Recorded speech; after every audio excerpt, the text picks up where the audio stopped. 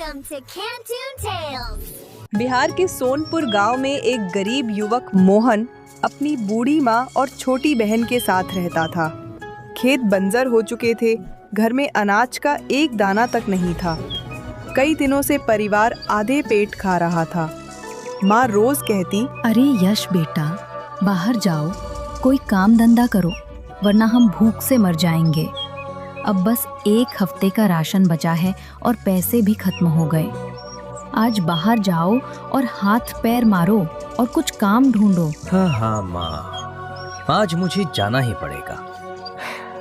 काश पापा होते तो इतनी मुसीबतें न देखनी पड़ती। लोग सही कहते हैं, बाप एक छतरी की तरह होते हैं, न धूप लगती न बारिश।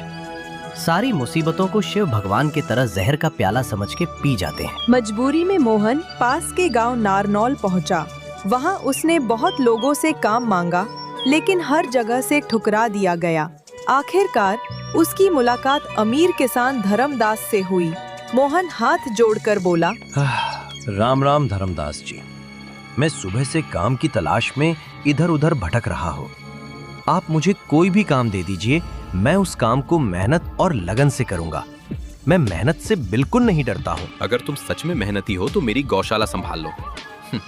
सुबह शाम गोबर उठाना होगा, चारा पानी देना होगा, मेहनत आना 200 रुपए और 2 वक्त का खाना मिलेगा। गरीबी से मजबूर मोहन ने तुरंत हामी भर दी। मोहन रोज सुबह सूरज उगने से पहले गौशाला पहुंच जाता। दिन भर बिना थके काम करता। उसकी ईमानदारी देखकर धर्मदास खुश हुआ और बोला, सुनो मोहन, तुम्हारी लगन मुझे पसंद आई। अब से मैं तुम्हें 200 नहीं 400 रुपए दूंगा। धीरे धीरे मोहन ने थोड़े पैसे बचाने शुरू कर दिए। वह चाहता था कि माँ और बहन की जिंदगी सुधर जाए, लेकिन हर रात उसे डर सताने लगता। अगर ये पैसे चोरी हो गए तो, अगर मैं बीमार पड़ गया तो। उसने ये सारी बात धर्मराज को बताई। धर्मराज ने सलाह दी, तुम ऐसा करो मोहन, अपने पैसे गांव के किसी जमींदार के पास रख दो और कभी जरूरत पड़ने पर ले लेना। भोलेपन से मोहन ने अपनी सालों की बचत 6000 रुपए जमींदार को सौंप दी। कुछ साल बीते। एक दिन मोहन को माँ के इलाज के लिए पैसे की जरूरत पड़ी।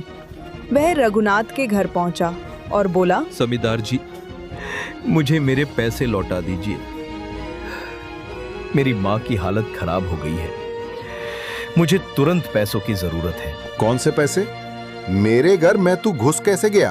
तेरे पास कोई सबूत है कि तूने मुझे पैसे दिए हैं? झूठा कहीं का, निकल अभी यहाँ से। मोहन के लाख गिड़गिड़ाने पर भी उसने पैसे देने से इनकार कर दिया।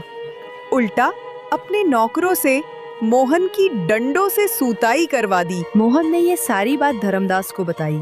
धर्मदास ने कहा, चिंता मत कर मोहन, ऐसे लालचियों को मुझे सबक सिखाना अच्छे से आता है। तुम परेशान मत हो, कुछ योजना बनाते हैं। अगले दिन वह एक बड़ा थैला लेकर रघुनाथ के घर पहुंचा। थैला सोने चांदी के सिक्कों, असल में नकली से भरा हुआ लग रहा था। धर्मदास बोला, जमींदार जी, मैं व्यापार के लिए बाहर जा रहा हूँ।